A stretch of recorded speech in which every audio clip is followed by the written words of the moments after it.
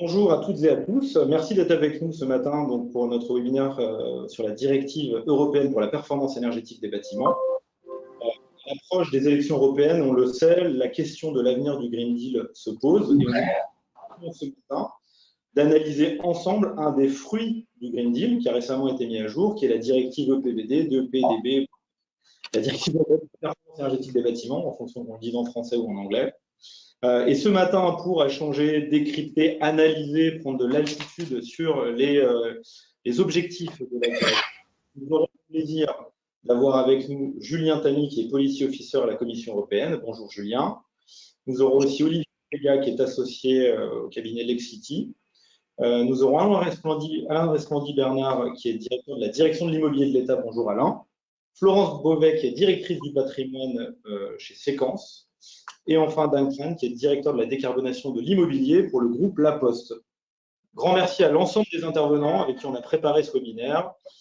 Et je vous propose, sans transition aucune, de laisser la parole à Julien. Bonjour Julien, je te laisse la main pour nous présenter les contours de cette directive. On est tout à toi.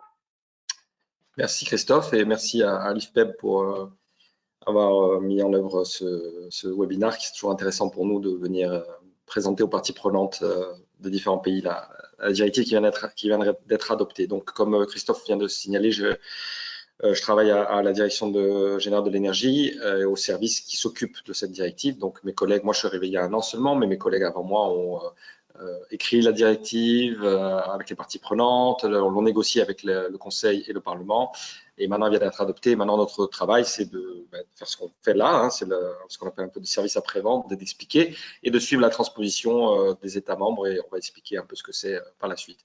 Donc allons-y pour la présentation. Donc voilà des grandes des ordres de grandeur hein, qui ne devraient pas être une surprise pour les professionnels que vous êtes. Au niveau de l'Union européenne, le bâtiment reste un des secteurs les plus grands consommateurs d'énergie, hein, environ 42% de l'énergie finale, avec plus d'un tiers des émissions de gaz à effet de serre.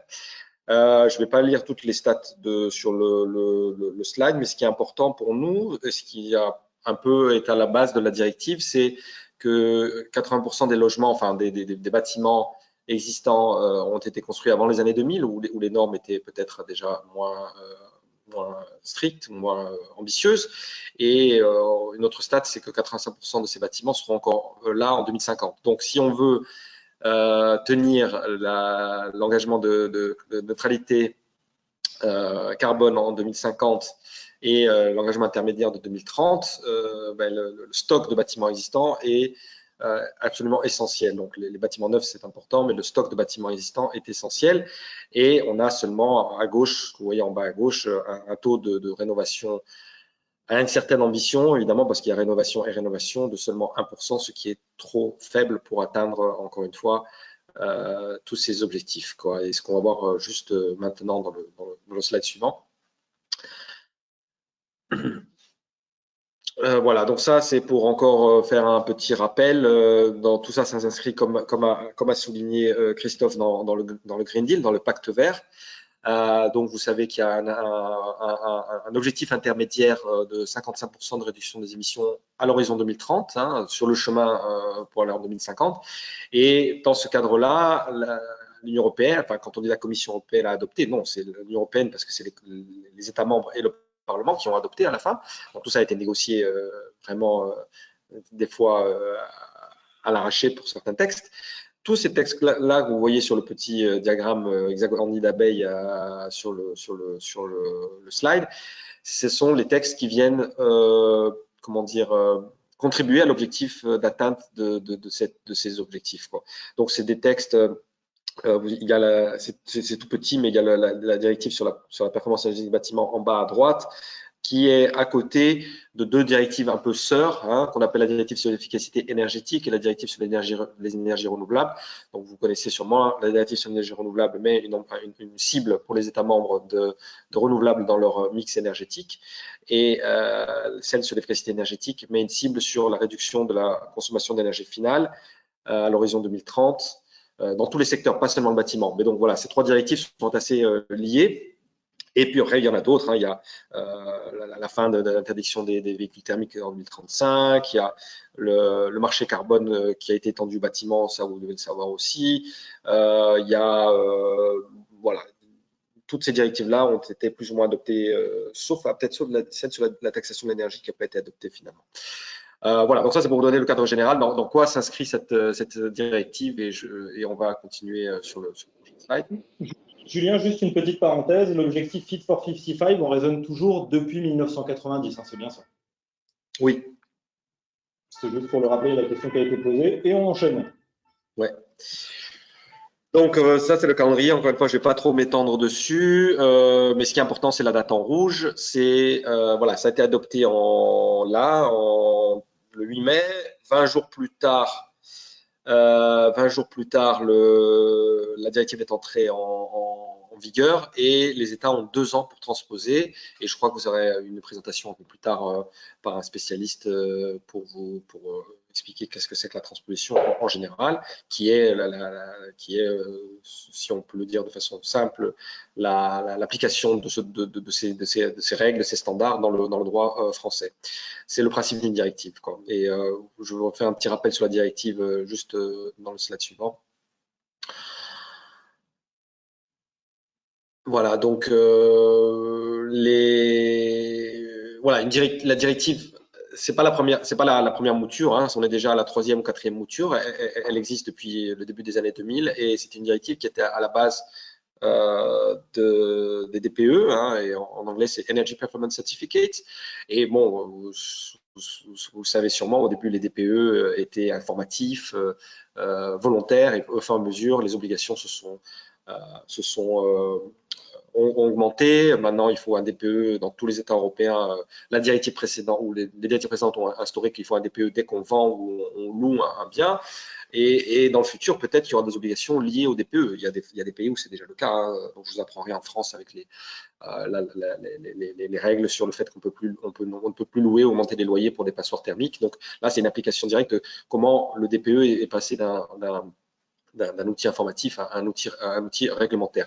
Donc une directive, ça fixe les normes minimales, mais après il y a une grande flexibilité aux États pour transposer les directives, hein, pour prendre des lois et des décrets et des règlements qui mettent en œuvre une directive. Et c'est ça que nous on devra vérifier dans les 2 ans et dans les années à venir. Juste pour faire un point, encore une fois, je ne suis pas spécialiste, même si je suis la France, je ne peux pas connaître tout en détail, mais je comprends que par exemple, la RE 2020, les faits tertiaires de textes qui sont assez importants dans ce secteur, ont été pris pour mettre en œuvre, tout transposer la directive précédente. Et des fois, il y a des directives, il y a des mesures nationales qui vont déjà plus loin que la directive, et donc la France est déjà à ce sujet déjà pas mal en accord avec toutes ces directives. Mais une directive, elle est là pour pousser tous les pays européens. Hein. Donc là, c'est aussi parce qu'on a des pays qui sont un peu plus en arrière. Donc la directive, elle est là pour rassembler tout le monde, quoi. Important, dans la directive, il y a des catégories de bâtiments. Donc il y a le résidentiel et non résidentiel. Vous verrez, il y a des normes qui s'appliquent au résidentiel, des normes qui s'appliquent au non résidentiel, et c'est assez important les différences qu'il y a à ce niveau-là.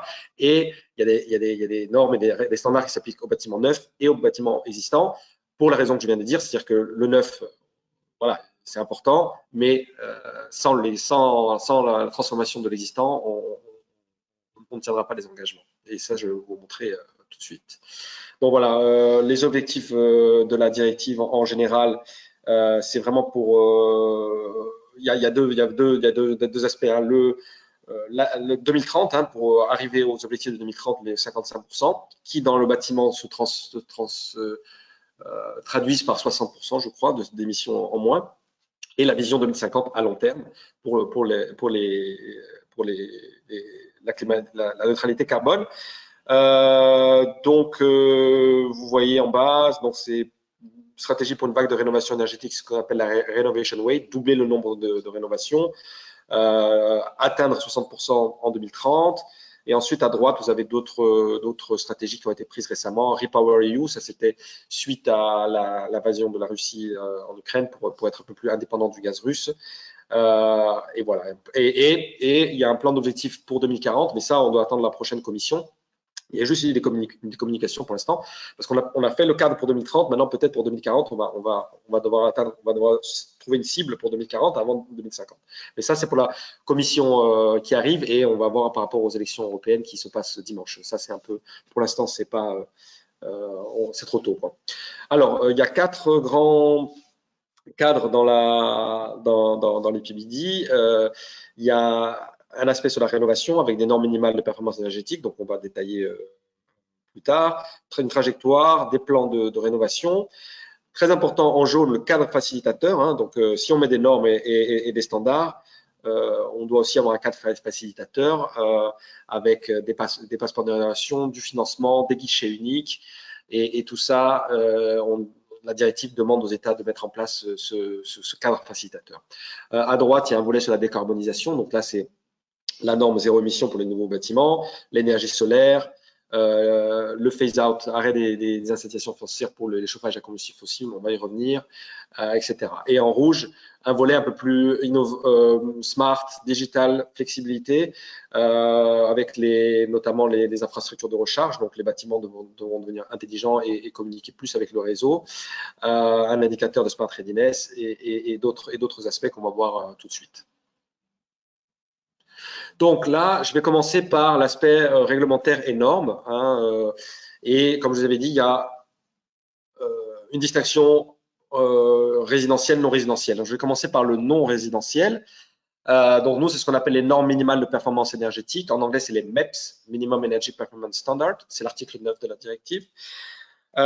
Donc voilà, les États devront identifier des 16%, ce que vous voyez, les 16% de bâtiments les moins performants dans le non résidentiel, hein, donc du tertiaire, les bureaux, aussi certains bâtiments publics, hein, les écoles, les universités, etc. Et ces bâtiments les moins performants, les 16% les moins performants, devront être rénovés d'ici 2030. Et en 2033, c'est les 26%. Devront être rénovés. Alors, on peut se demander déjà à quel niveau il faut qu'ils soient rénovés. Est-ce qu'on peut sortir des 16% pour tomber dans les 26% et après rénover en 2 temps? Oui, c'est possible. Donc ça, c'est au choix des États et des propriétaires de comment ils vont vouloir mettre en œuvre ces dispositions. On pourrait très bien envisager une rénovation par étapes, hein, pas tout faire d'un coup, mais en sachant qu'en 2033, il faudra quand même sortir de ce seuil des 26%. Donc pour ça, il y aura tout un ensemble de lignes directrices, et on est au début, hein, de la directive, donc chaque État devra déterminer c'est quoi ce seuil de 16% et comment faire pour faire sauter pour améliorer les bâtiments. Pour le résidentiel, c'est tout à fait une autre histoire. C'est une trajectoire du stock moyen, une trajectoire moyenne du stock en moyenne. Et l'idée, c'est de la faire baisser d'ici 2030 de 16%.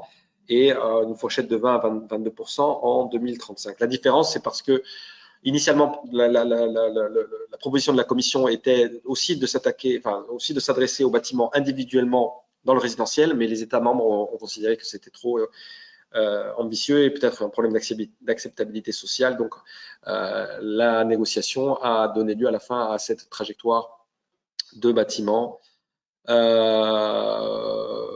en global. Donc, ils devront soumettre une trajectoire pour le résidentiel avec au moins 55% des économies d'énergie qui se feront dans les bâtiments les moins performants. Donc, il y a quand même une attention toujours constante dans la directive sur les bâtiments les moins performants et sur les ménages les plus vulnérables, parce que c'est là souvent que ces ménages-là vivent. Et c'est là qu'on peut faire les plus grandes économies. C'est là aussi on peut lutter contre la précarité énergétique, qui est aussi un des objectifs de la directive. Tout en bas, vous voyez que des dérogations sont prévues. Est-ce que tu peux… Ouais. Des dérogations ça c'est très important, des dérogations sont prévues dans le secteur résidentiel et non résidentiel.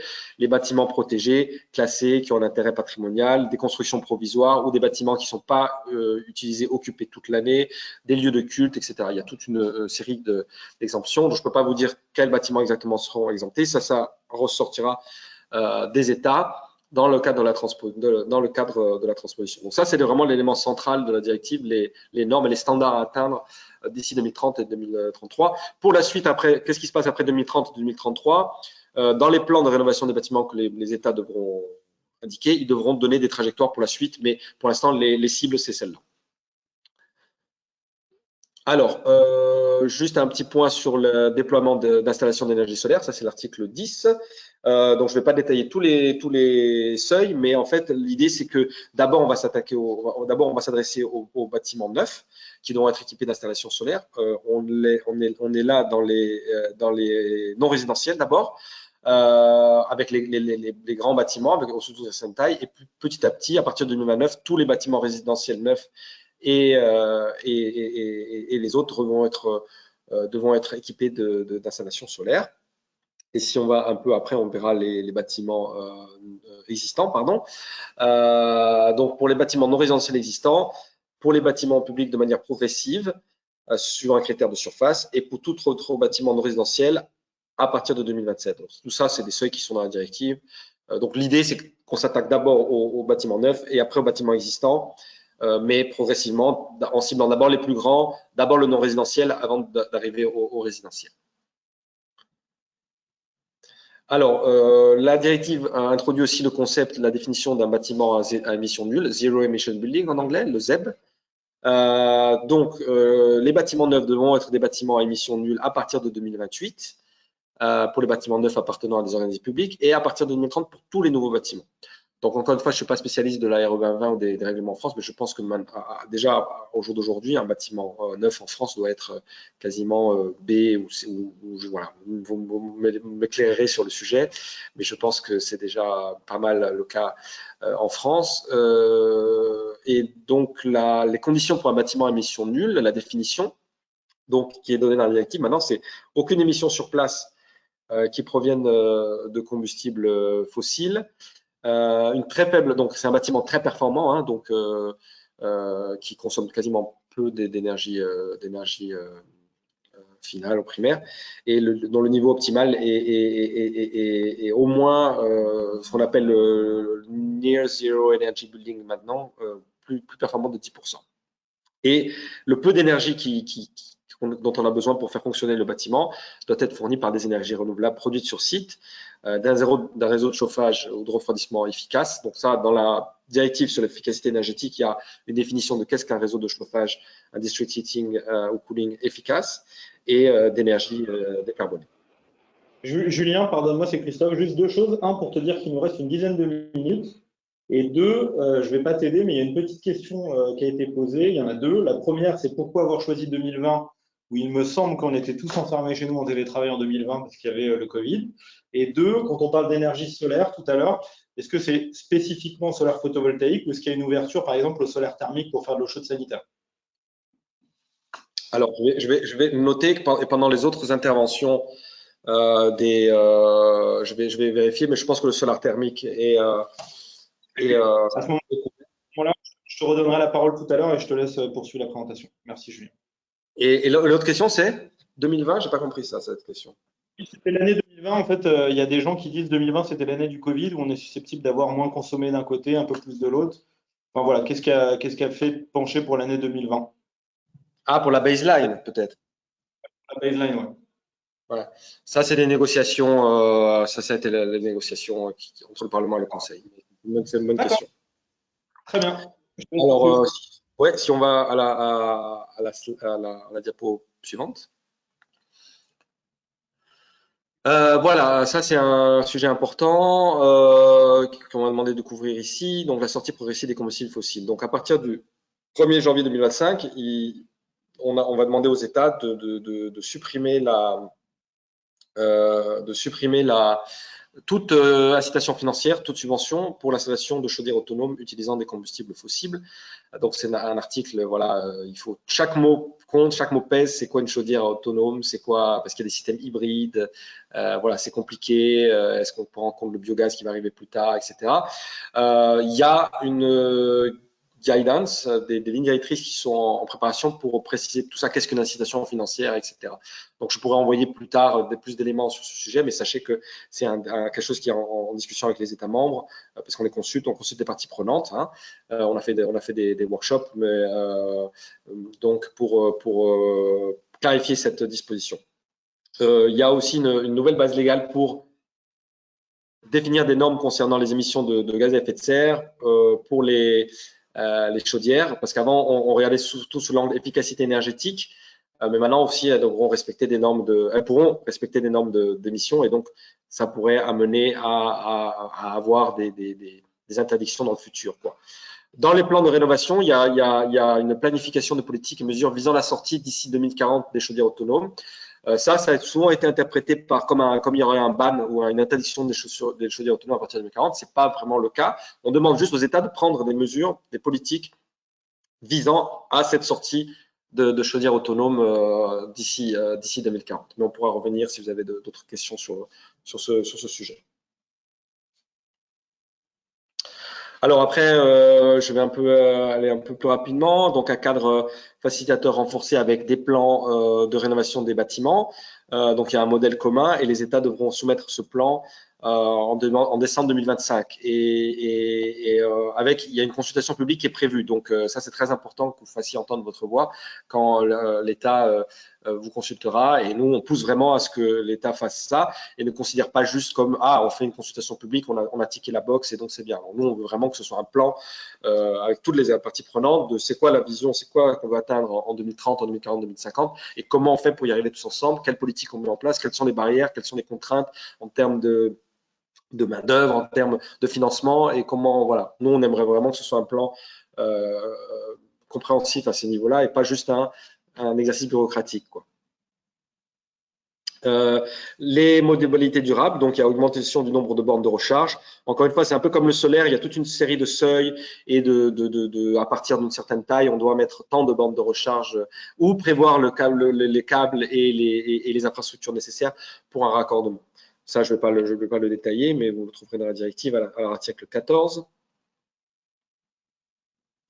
Voilà, et pareil, il y a toujours cette distinction entre non résidentiel et résidentiel, hein. Les non résidentiels, on est souvent un peu plus exigeant au début que dans le résidentiel. Financement, donc ça, tout ce que j'ai dit, il y a tout ce cadre financement de facilitateur qu'on demande aux États de mettre en place, qui doivent apporter un soutien financier approprié aux ménages les plus modestes, mais aussi de stimuler les investissements privés, parce que les subventions publiques, l'argent public au regard des besoins ne pourra jamais être suffisant, donc il faut vraiment mettre en place des mesures pour stimuler ça. Et voilà, des mesures financières, comme je disais, pour soutenir davantage les ménages en situation de précarité énergétique et les rénovations en profondeur. Donc on devra prendre voilà, on doit aussi éviter que ce qu'on appelle les split incentives en anglais, que les propriétaires soient incités à rénover, parce que des fois ils n'habitent pas dans le logement, mais tout en évitant qu'il y ait des évictions pour les locataires. Et on va devoir prendre un acte délégué pour encourager les établissements financiers à augmenter les volumes de prêts. Donc voilà, les DPE doivent rester et les passeports de rénovation doivent rester abordables. Et important, les guichets uniques, tout en bas, il y a un article 18 qui prévoit le déploiement obligatoire de guichets uniques avec une bonne couverture géographique pour que chaque citoyen, chaque utilisateur ait accès à un guichet unique. Je pense qu'en France aussi, c'est déjà assez bien couvert à ce niveau. Les DPE, les classes ont été un peu harmonisées de A à G. On n'a pas tout réharmonisé parce que les États étaient un peu frileux parce qu'ils avaient souvent, certains avaient réharmonisé, mais au moins on a demandé que les classes aillent de A à G parce qu'il y avait des pays où ça allait à I à J. Après, chaque pays peut déterminer quel est le seuil pour ces classes. Il y a toujours un modèle commun avec des indicateurs de consommation et il y a davantage de critères de déclenchement. Maintenant, le DPE, c'est obligatoire quand vous vendez ou louez un bien. Maintenant, quand on fait une rénovation en profondeur, une major renovation, ce qu'on appelle, il y aura devoir un DPE. Il y a aussi l'idée d'un passeport de rénovation qui est introduit. Il vise à guider les propriétaires en cours de la rénovation par étapes. C'est volontaire, hein, c'est pas obligatoire. Donc, mais on devra préciser qu'est-ce que c'est que ce passeport de rénovation. Et il y aura des bases de données sur les DPE. Donc, on demande à chaque État maintenant de mettre en place une base de données qui sera alimentée par les DPE. Alors, on m'a demandé aussi de donner quelques indications sur la flexibilité et les bâtiments intelligents. Donc, dans l'article 15, il y a ce qu'on appelle l'indicateur d'intelligence, le Smart Readiness Indicator. C'est un qu'un cadre européen pour noter la capacité des bâtiments à être intelligents et à promouvoir l'utilisation de technologies intelligentes. Et il va évaluer le bâtiment par rapport à 3 critères. Comment il va optimiser désolé, le slide est en anglais. Comment optimiser l'efficacité énergétique, comment adapter l'utilisation du bâtiment aux besoins des occupants et comment adapter avec le réseau. On va monter en charge dans l'électrification, il y aura des pompes à chaleur, il y aura des voitures électriques. Donc l'idée, c'est que le bâtiment devienne un acteur du réseau, puisse servir de stockage à certains moments, puisse remettre dans le réseau à d'autres moments. Donc il y a cette histoire il y a cet indicateur qui va être mis en place. Pour l'instant, qui est volontaire aussi. Mais il y a une phase test avec c'est volontaire pour l'instant. On devra remettre un rapport d'ici 2026 et en fonction de ce rapport, on pourra demander que cet indicateur soit déployé de façon un peu plus systématique à partir de 2027. Mais ça, on n'y est pas encore, surtout seulement pour les grands bâtiments. Et quand on dit grands bâtiments non résidentiels, pardon, c'est des bâtiments pour que la puissance totale de chauffage, climatisation est supérieure à un certain seuil qui est là de 190 kW. C'est tout ça dans la directive. Mais ça, c'est pas pour tout de suite. Julien, juste pardonne-moi une petite question que je te relais au fil de l'eau. Dans la directive, on parle de la capacité du bâtiment à répondre à des signaux extérieurs. La question qui est posée, c'est quelle est l'intention des effacements électriques, point d'interrogation? Oui, ça peut être des effacements électriques, ça peut être, par exemple, si le réseau est en surcapacité, que le bâtiment devienne un stockage d'énergie, ou au contraire, qu'ils remettent dans le réseau une surcapacité de renouvelable, par exemple, s'il a des installations renouvelables, ou avec la voiture électrique, parce qu'on demande aussi que les infrastructures de recharge soient intelligentes et bidirectionnelles. Donc, c'est ça l'idée. Parfaitement clair, merci. Donc voilà, ça, je ne vais pas trop. Mais tout ça, c'est les bénéfices de la directive. Réduire la dépendance aux importations, une meilleure qualité de l'air pour aussi les personnes qui vivent à l'intérieur, créer des emplois, réduire les factures d'énergie, des immeubles plus durables, réduire la précarité énergétique, meilleur pilotage et meilleures conditions de vie et de travail en général. Donc ça, c'est au-delà de l'aspect purement énergétique, c'est tous les aspects co-bénéfices qu'on appelle les bénéfices associés. Donc, comme je vous disais, il y a des prochaines étapes qu'on est en train de faire. On est en train de développer des lignes directrices qui seront publiées, soit sous la forme de communication, de publication ou de ce qu'on appelle la législation secondaire, les actes délégués, les actes d'implémentation. Pour tout ça, on discute avec évidemment, on discute avec les États membres, on discute avec les parties prenantes. Donc, peut-être vous avez été associé à certains travaux. Donc, vous voyez, il y aura des lignes directrices sur les chaudières fossiles, la fin des incitations financières, le déploiement de guichets uniques, l'énergie ambiante, la performance. Ah oui, il y a un truc sur les bâtiments transparents, la sécurité incendie. Ensuite, si on continue la liste, il y a on va développer des lignes directrices pour les provisions qui sont nouvelles ou modifiées, pour lesquelles on ne nous a pas demandé, mais parce que quand je dis explicitement requises dans la directive, il y a des guidelines qui sont requises, sur les normes minimales de performance, sur les bâtiments à émission nulle, passeport de rénovation, etc. Donc, vous avez la liste ici, et si on continue un peu, on est aussi en train de préparer, je pense que si on continue la diapo. On est en train de préparer un modèle pour les plans de rénovation des bâtiments. Je ne sais pas si j'ai encore une diapo, si c'est la dernière. Julien, c'est Christophe. Juste, il y a 2 questions qui ont été posées. Qu'est-ce qu'un bâtiment transparent et qu'est-ce que l'énergie dite ambiante? Alors, c'est pas les bâtiments transparents, c'est les éléments de bâtiments transparents. Donc, il y a une phrase dans la directive qui est un peu obscure même pour nous. C'est les négociateurs ont demandé, les co-législateurs ont demandé à la Commission de prendre une ligne directrice pour la performance énergétique des éléments de bâtiments transparents. En gros, les vitres, les fenêtres et les vitres. Ah, d'accord. Oh là là. Ok. Et l'énergie ambiante alors? Et l'énergie ambiante, c'est toute la discussion qu'est-ce qu'on prend dans le calcul de l'énergie primaire, l'énergie finale. Est-ce qu'on prend en compte pour une pompe à chaleur le fait qu'on prenait de l'énergie à l'air ambiant, parce que ça peut changer les calculs. Non. Oui, bien sûr, ouais, tout à fait. Ok, merci, c'est très clair. Donc tout ça devrait être précisé On a déjà des idées, mais ça va être précisé avec tout le monde. Voilà. D'accord, très bien. Bah, écoute, je crois qu'on a terminé. Voilà, désolé si j'étais un peu plus long. Non, non, au contraire, écoute, on avait prévu que ça termine à 35, il est 35. Un grand merci à toi, Julien. Du coup, je te poserai juste une question très brève. On sent quand même que la Commission européenne a le souhait d'accélérer la sortie des énergies fossiles dans le bâtiment en filigrane. On a quand même cette date de 2040. On invite les États à faire des plans de bataille. Voilà, est-ce que tu as quelques commentaires à faire? Tu as signalé que ce n'était pas une interdiction, mais c'est quand même un plan de bataille qu'il va falloir esquisser. Voilà, si tu as quelques commentaires là-dessus, tu peux m'enchaîner. Oui, j'ai dit que c'est pas une interdiction parce que je vous avoue, donc ça c'est entre nous, tout le monde a été échaudé par le débat qu'il y a eu en Allemagne, que je pense que vous connaissez tous, et du coup, voilà, on a dû adapter un peu le principe. Maintenant, nous, dans les plans de rénovation de bâtiments, on s'assurera que les États mettent en place des mesures crédibles pour arriver à cette sortie. Hein. C'est pas juste un souhait. On aimerait vraiment que ce soit une sortie fossile, mais c'est pas comme l'interdiction de vendre des voitures électriques en 2035. C'est pas la même portée, c'est pas une cible qu'on demande aux États de faire. Mais on demande aux États, en tout cas, comme tu dis, de se mettre en ordre de bataille pour y arriver et de nous présenter des mesures crédibles à ce propos. D'accord, déjà rien que ça, c'est déjà important, c'est-à-dire qu'on va devoir se mettre autour d'une table et prendre la plume et se dire qu'est-ce qu'on fait, comment est-ce qu'on y arrive. Et donc ça va être tout à fait intéressant. Un grand merci à toi, Julien. J'ai essayé de relayer quelques questions au fil de l'eau. Il en a quelques-unes non traitées, donc on refera le point.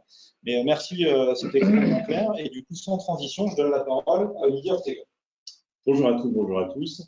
On peut essayer de regarder quelques sujets ensemble sur d'abord la place que la directive va prendre dans le système juridique français, sur l'obligation de transposition, et puis après peut-être une illustration de l'approche sous-jacente de la directive. Alors, la directive, c'est un acte juridique spécifique au droit de l'Union européenne qui s'inscrit dans un système juridique un peu complexe. Le droit de l'Union, il est composé de deux grandes couches de normes, normes au sens des règles obligatoires. Il y a les normes qui sont issues des traités directement, et il y a ce qu'on appelle le droit dérivé, qui est un droit qui dérive des traités précisément. Ce droit dérivé, il est constitué de plusieurs types d'actes, avec des faux amis, parce que le nom de ces actes-là est un nom qui existe aussi parfois en droit interne français, mais ça ne désigne pas du tout la même chose. Alors, dans les 4 grandes variétés d'actes de droit de l'Union dérivés, on a les règlements. Les règlements sont des actes qui sont d'application directe. C'est-à-dire qu'un règlement européen, c'est comme une loi, c'est comme un décret en droit français. Donc, il est applicable dès que sa date d'application est passée. Il est invocable par tous les sujets de droit à l'encontre de l'État comme entre eux. C'est-à-dire qu'un particulier peut utiliser un règlement pour agir contre un autre particulier ou une entreprise, évidemment. Donc, c'est vraiment une norme classique pour nous. La deuxième variété qui est très spécifique à l'Union européenne, ce sont les directives, et c'est celle dont on parle. Alors, les directives ont une caractéristique, c'est qu'elles créent une obligation aux États.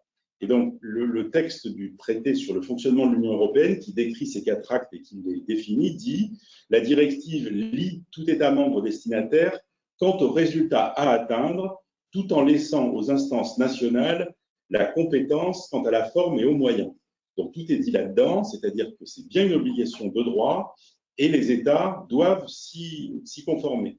Ils ont un délai pour ce faire et à l'issue de ce délai, s'ils n'ont pas fait leur travail, la Commission peut ouvrir une procédure d'infraction.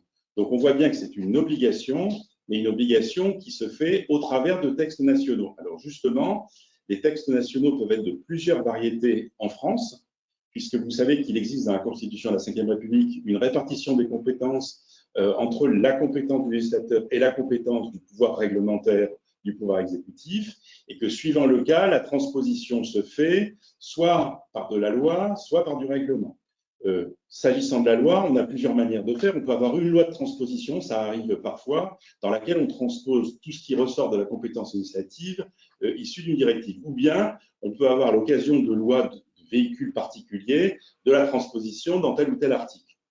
Ça, c'est un premier sujet. Et le deuxième sujet, c'est les règlements. On va là aussi, dans des décrets, dans des arrêtés, transposer ce qui doit être. Donc, c'est pour ça que la transposition d'une directive est complexe à suivre parce qu'elle se fait dans plusieurs véhicules juridiques bien différents. Alors, en droit français, on utilise cette technique. L'obligation de transposition elle est que tout doit être fait au plus tard le 29 mai 2026. Et donc, cette transposition s'impose. Et d'ici là, les différentes instances dont je viens de parler devront avoir fait leur travail. Alors, un exemple maintenant pour vous montrer ce qui a un peu changé. On a fait un comparatif très ponctuel, il est plus long que ça, mais à ce stade, ça suffira, de la directive de 2010 et de celle de 2024. En 2010, il y avait déjà une directive qui avait le même nom sur la performance énergétique du bâtiment. Et nous, quand on a lu la directive, qui est assez longue, hein, ça fait presque 80 pages, et qu'on la compare avec celle de 2010, on se rend compte que l'approche a un peu changé. Et d'ailleurs, c'est une approche qu'on retrouve en droit interne français, où on est passé un peu d'obligations spontanées, volontaires de mise en mouvement à des obligations beaucoup plus strictes. Et donc, c'est pour ça qu'on a dit qu'il y avait un resserrement, un durcissement des mesures. Si vous regardez le texte sur le même article qui s'appelle bâtiment neuf, ce que vous ne voyez pas, c'est d'abord le quantitatif, parce que l'article, dans son intégralité, il a quasiment doublé de volume en 2024 par rapport à 2010. Et puis surtout, vous voyez que l'obligation faite aux États en 2010, c'était de prévoir des systèmes de substitution. Là, on n'est plus dans des systèmes de substitution, puisque les États doivent garantir des effets de certains bâtiments sur la consommation d'énergie quasi nulle. Donc, vous voyez bien, on a un durcissement assez net du sujet. Et c'est ce qu'on va voir tout de suite au travers de plusieurs exemples avec Christophe, puisqu'on va voir que sur le bâtiment à émission nulle, sur la norme minimale, sur l'obligation de solarisation, par exemple, on a un texte qui est beaucoup plus strict qu'il ne l'était auparavant. Merci à vous. Merci beaucoup, Olivier. Et écoutez, sans transition, je vous propose de faire quelques zooms à présent sur les enjeux de transposition, parce que comme l'a formidablement bien exprimé Olivier, là maintenant le travail qui est devant nous, le chantier qui est devant nous, c'est la transposition. Hein, je crois que c'est important de le redire, ça a été très bien expliqué par Julien. La Commission européenne a donné un cap qui est quand même chiffré, avec des dates, avec des objectifs. Et maintenant, l'enjeu, ça va être de travailler sur la transposition, de questionner y a-t-il des véhicules de transposition. Des fois, on a des réglementations qui font déjà 80-90% du travail. Puis parfois, peut-être qu'on n'aura pas de véhicule de transposition, et donc il faudra imaginer comment est-ce qu'on arrive à s'aligner. Moi, je reviens peut-être tout d'abord sur cette définition de Zero Emission Building que vous retrouverez dans la directive en article 11, page 28. On parle vraiment d'un bâtiment qui n'est pas à l'origine d'émissions de carbone sur site provenant de combustibles fossiles. Et d'ailleurs, dans la directive, il est proposé un merit order un peu en disant, finalement, ça peut être des énergies renouvelables locales. Ensuite, ça peut être des communautés d'énergie pour ceux qui ont déjà le sujet à l'esprit. Ça peut être évidemment des réseaux de chaleur ou ça peut être d'autres énergies. Bon, bref, il va y avoir tout l'enjeu de la transposition de qu'est-ce que ça veut dire tout ça. Mais très concrètement, la directive à plusieurs reprises pointe les combustibles fossiles sur site, donc en gros à l'échelle de la parcelle cadastrale dans les bâtiments. C'est une question qui est clairement posée. On voit aussi le sujet de la capacité de réagir aux signaux extérieurs. Donc, on se rappelle tous un peu d'EcoWatt et de ce qu'on a vécu à l'hiver 22-23. Voilà, on sait que dans un contexte de forte électrification des usages, avec de plus en plus d'intermittence, le bâtiment aura de plus en plus un rôle à jouer. Et plus on arrivera à maîtriser le moment où on appelle la puissance électrique, plus on aidera la nation à réussir ses enjeux et son futur énergétique. Alors, si on rentre un peu plus dans le détail, il faut avoir en tête que d'un côté, sur le neuf, on a pour objectif d'avoir des bâtiments zéro emission building d'ici 2028 pour le public et 2030 pour les autres bâtiments. Et on n'a pas eu le temps d'aller dans le détail, mais la directive introduit la notion d'analyse de cycle de vie. Bonne nouvelle, en France, on a un truc qui s'appelle la RE 2020, où on est un peu en avance puisqu'on a déjà un véhicule qui fait le job, on fait déjà des analyses de cycle de vie, on a déjà des objectifs assez poussés. Néanmoins, je mets un point d'interrogation car ça reste à définir dans la logique de transposition. Et je l'ai mentionné tout à l'heure, la RE 2020 n'a pas d'interdiction spécifique sur le sujet des combustibles fossiles sur site.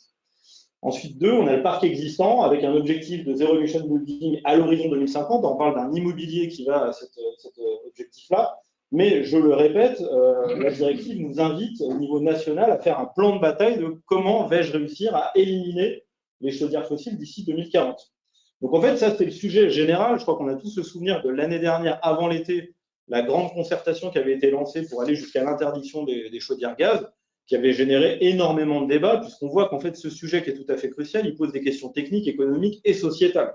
Donc la directive, que fait-elle? En fait, elle nous invite à remettre à l'agenda politique, à l'agenda en fait, de la société, comment est-ce qu'on s'organise si on veut vraiment sortir des énergies fossiles. Avant la guerre en Ukraine, rappelons-nous que l'ensemble de la politique publique, notamment dans le bâtiment, était essentiellement portée sur sortir du charbon et du fioul au profit du gaz et de l'électricité. Bah là, maintenant, on rentre dans une nouvelle ère où on se dit c'est quoi le plan de bataille si on veut sortir du gaz fossile. Et il y aura des arbitrages à faire, il y a des décisions à faire, donc il y aura des concertations évidemment. Et encore une fois, c'est un enjeu qui nous dépasse, puisque c'est au niveau de la société, il va falloir qu'on décide ce qu'on veut faire et comment on veut le faire. En tout cas, la directive va nous demander de le faire un peu plus vite que prévu. Les passeports, c'est effectivement la feuille de route du bâtiment. C'est-à-dire qu'on n'arrête pas de se raconter qu'à un horizon de temps défini, on veut atteindre un objectif. La directive nous invite à faire le plan de bataille. Par exemple, si on fait une rénovation par étapes, la directive nous demande c'est quoi les étapes, quand est-ce qu'elles sont planifiées et quels sont les différents seuils, les différentes performances qu'on va atteindre au gré des étapes. Sur le résidentiel, on pense immédiatement à l'audit énergétique, qui est un véhicule tout choisi pour répondre à cet enjeu. Sur le tertiaire, il y aura un véhicule de transposition à trouver, puisqu'il n'y a pas d'équivalent aujourd'hui en France. Donc, ce sera un travail, encore une fois, qui reste devant nous.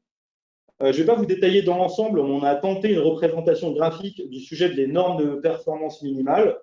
Ce qu'il faut retenir, c'est qu'en France, on a une réglementation qui est très ambitieuse, donc on a plutôt tendance à être un peu en avance de phase. Néanmoins, si on regarde les objectifs des normes minimales de performance qui ont été exprimés tout à l'heure, on voit que par exemple sur le tertiaire, nous, on ne raisonne pas pareil, puisqu'en 2030, par exemple, on veut baisser de 40% ou aller chercher une valeur dite absolue, qui est la valeur idéale de consommation énergétique qu'on rêverait d'avoir sur tous les bâtiments en 2030. Et la directive, elle, raisonne plutôt en flop, on s'est permis d'appeler ça un flop, c'est-à-dire on prend l'ensemble des consommations en 2020 et puis on regarde quelle est la consommation minimale du flop 16%. Autre élément, la directive, par exemple, n'introduit pas de seuil alors que le décret tertiaire parle de 1000 m². Pareil sur le résidentiel, si on prend un peu de recul, à nouveau, on a une réglementation plutôt ambitieuse avec le calendrier d'obligations associé à l'étiquette DPE. Néanmoins, point de vigilance, on parle de l'ensemble du parc alors que nous, on est quand même très tourné sur le parc locatif, ce qui est normal. C'est toujours là où c'est le plus facile de réglementer. Donc, il y a deux grandes questions qui devront être posées dans les travaux de transposition. Sur le résidentiel, comment on gère le parc non locatif? Ça, c'est une question qui est tout à fait épineuse, encore une fois. Et puis sur le tertiaire, qu'est-ce qu'on fait sur les bâtiments qui font moins de 1000 m², où là, pour le coup, il y a un trou dans la raquette, donc il faudra qu'on imagine une extension du dispositif ou un nouveau dispositif. Sur la solarisation, à nouveau, je ne vous bassine pas en rentrant dans le détail, mais vous avez ces petits tableaux sympathiques qu'on a fait avec les équipes du pousseur des énergies renouvelables qui nous ont aidés à faire le décryptage.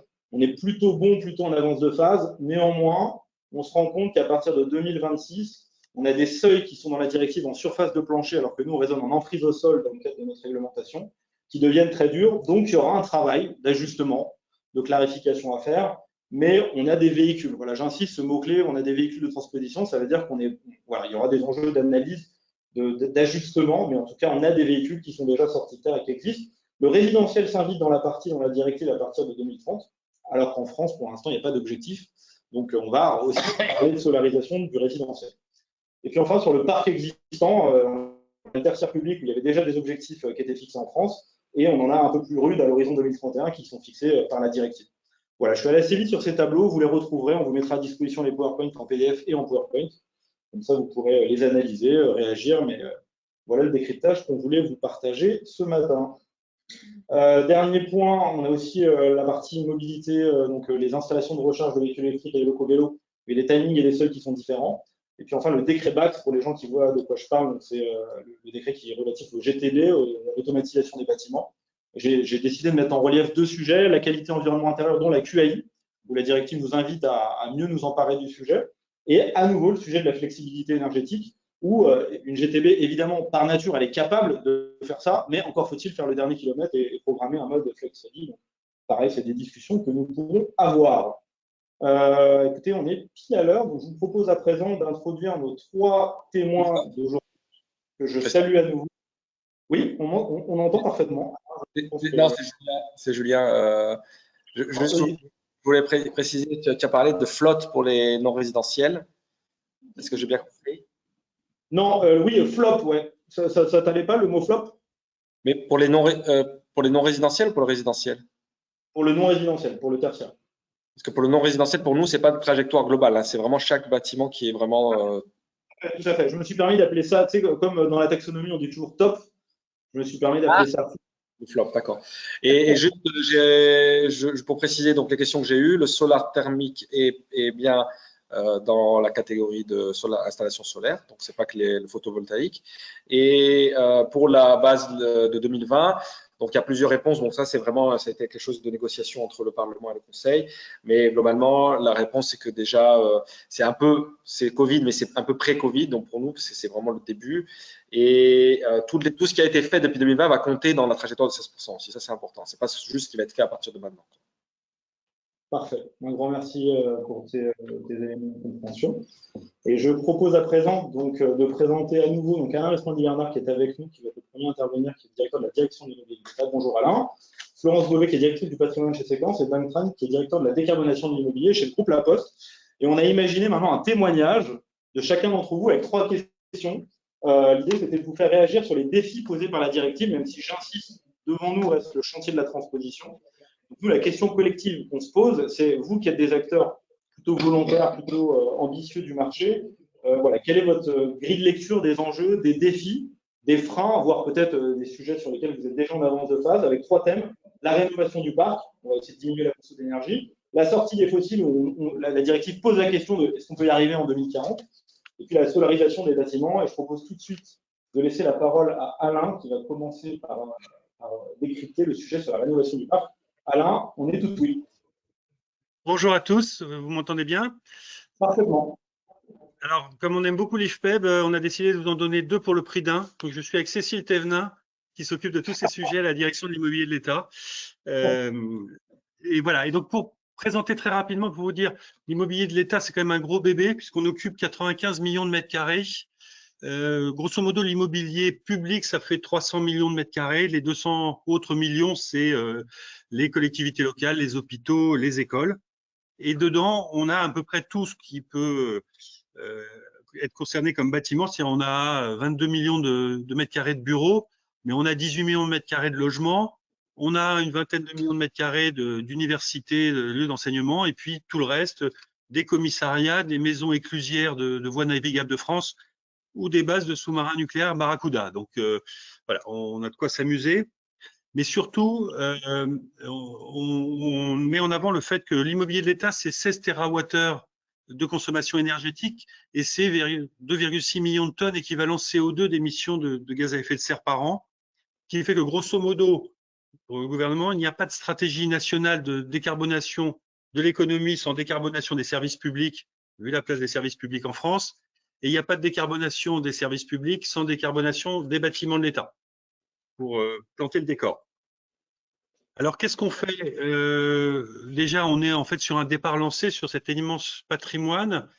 Il faut savoir que la décarbonation des bâtiments de l'État, c'est un élément clé de la politique du gouvernement, avec 2 grandes initiatives. Un truc qui s'appelle service public éco-responsable. Donc, on est embarqué dans toute la stratégie, j'allais dire, verte des administrations, avec beaucoup d'autres sujets, le bio dans les cantines, etc., etc. Mais là, on est vraiment sur un sujet où on est clé. Il y a d'autres sujets où on intervient, mais moi, je considère que c'est moins prioritaire. Il y a par exemple une stratégie de sobriété en eau. Les bâtiments de l'État, c'est 20 millions de mètres cubes d'eau, là où sur les 30 milliards de mètres cubes d'eau prélevés par an en France, donc même si je fais tous les efforts et si je suis exemplaire, j'aurai un impact marginal. Alors que sur les gaz à effet de serre, j'ai un vrai impact majeur. Et puis, cette décarbonation, c'est une des politiques prioritaires du gouvernement. C'est quand même symbolique. Le gouvernement applique en fait le programme présidentiel en 60 politiques prioritaires. Dedans, il y a la sécurité du quotidien des Français, la réindustrialisation, et il y a, en tant que tel, la décarbonation des bâtiments publics. Donc, c'est une des objectifs majeurs. Et dans ce cadre-là, on a 2 objectifs qui nous ont été fixés très récemment. À assez court terme, c'est d'ici de fin 2026, donc pour la fin du quinquennat, d'avoir fait moins 25% de consommation énergétique par rapport à une base 2022 et d'avoir fait moins 29% de réduction de gaz à effet de serre, donc avec une accélération grâce à des changements de vecteurs. Donc pour ça, en fait, on travaille sur tous les plans. D'abord, on s'est mis en mesure de mesurer. Première chose, donc quand on a un parc aussi grand, c'est important. Donc on a déployé un outil de suivi des consommations, des fluides. général qu'on a développé avec la société DeepKey et qui est aujourd'hui déployé sur les 3/4 des bâtiments. On essaie d'aller un peu plus loin. Par ailleurs, on travaille beaucoup sur les usages. Je vais venir sur les sujets douloureux financièrement qui sont les investissements, mais on considère que quand on veut vraiment économiser, il y a 40% du gisement qu'on peut aller chercher sur les usages. Donc, on a notamment, par exemple, on fait partie de ceux qui font que vous avez froid dans vos bureaux, parce qu'on a beaucoup poussé pour réactiver le 19 degrés l'hiver. On a obtenu une dérogation au Code du travail pour pouvoir arrêter d'alimenter en eau chaude les sanitaires. C'est un geste tout simple, il suffit de disjoncter le chauffe-eau et ça rapporte. Et puis, on travaille beaucoup aussi sur la mobilisation des usagers, des occupants des bâtiments. Donc, on est très heureux d'avoir lancé le concours Cube Sphère État, qui démarre sa deuxième saison et qui permet de mobiliser les acteurs. Et puis, par ailleurs, on investit massivement, moi, depuis 4 ans, grâce au plan de relance, notamment grâce au plan de relance européen et au plan qui était mentionné REPowerEU, on a investi près de 4 milliards d'euros dans la décarbonation des bâtiments de l'État, ce qui devrait nous faire au total 1 TWh d'économie d'énergie quand les travaux seront terminés. Donc, on est lancé, mais nous, la bonne nouvelle, c'est que la directive dont vous parlez, c'est que une des tenailles, voilà, de l'étau dans lequel je suis coincé, parce que moi, dans tous ces textes, il y a à chaque fois un côté service public exemplaire, État exemplaire, et donc moi, j'ai une autre directive à mettre en œuvre, qui est la directive efficacité énergétique, qui me demande chaque année pour toutes les personnes publiques de rénover au moins 3% des surfaces pour atteindre du NZEB, donc Near Zero Energy Building, qui entre en vigueur maintenant et qui, à l'échelle de mon parc, qui est très peu entretenu depuis 40 ans, est un driver de coût assez phénoménal. Ce qui fait qu'entre ce que vous venez de décrire sur les obligations de la directive performance énergétique qui s'applique à moi à la fois sur le tertiaire et sur le résidentiel, et puis ce que j'ai sur la directive efficacité énergétique, j'ai une double obligation de résultats, obtenir mes sorties des 16%, puis des 26%, faire ma baisse de consommation sur le résidentiel, et puis un objectif de moyens, pouvoir prouver que j'ai 3% de surface que j'ai rénové. Donc, ça me donne un objectif, c'est d'être le plus efficace possible. Et vous allez voir dans le slide d'après, qui est un slide tiré d'un film d'horreur sur le coût que ça représente. Je dis avant, je vais venir pour détailler, mais on n'arrivera pas à tout financer. Donc, cette double contrainte des deux directives m'oblige à être vraiment très sélectif dans les investissements, à les concentrer sur les bâtiments les moins performants et sur les gestes les plus efficaces. Et dans ce cadre-là, je me permets très amicalement, tous ceux qui travaillent sur la mise en œuvre de ces directives, de dire que moi, tous les sujets de smart building, ce sont des priorités de très, très, très bas niveau pour moi. Je ne crois pas que ça viendra résoudre tous nos problèmes. Je suis plutôt adepte du low-tech qui coûte pas cher et qui va me permettre de faire face au premier mur d'investissement que j'ai. Je suis certain que les smart machins nous aideront à aller chercher les dernières tonnes de CO2 au bout du chemin, mais avant, moi, j'ai pas les gens pour piloter tous ces smart buildings. Et l'expérience, et je pense que je suis pas le seul, c'est pareil dans le privé, c'est que dans la plupart des cas, les smart buildings ne délivrent pas la promesse marketing qu'il faut. Voilà, petite parenthèse sur ce sujet-là. Donc revenir au film d'horreur, en gros tenir tout ce qu'on a dit sur un isoparc, c'est potentiellement d'ici 2050 un investissement de 142 milliards d'euros à faire. Ça, c'est issu de travaux qu'on a menés techniquement sous l'égide du secrétariat général à la planification écologique avec nos experts et ceux du CEREMA. Ça prouve deux choses, c'est qu'il faut faire un saut d'investissement. On estime que dedans, il faut rajouter, il faut multiplier par 2, on peut trouver différemment, par différentes sources, une petite 70 milliards, il faut aller chercher les 70 milliards autres, donc il y a un saut d'investissement. Ça veut dire aussi, comme j'ai dit, de concentrer les investissements sur les gestes les plus forts, et ça veut dire aussi un effort de sobriété immobilière. Donc, nous, on considère qu'on ne fera pas la transition environnementale du parc sans un effort de réduction massive du parc.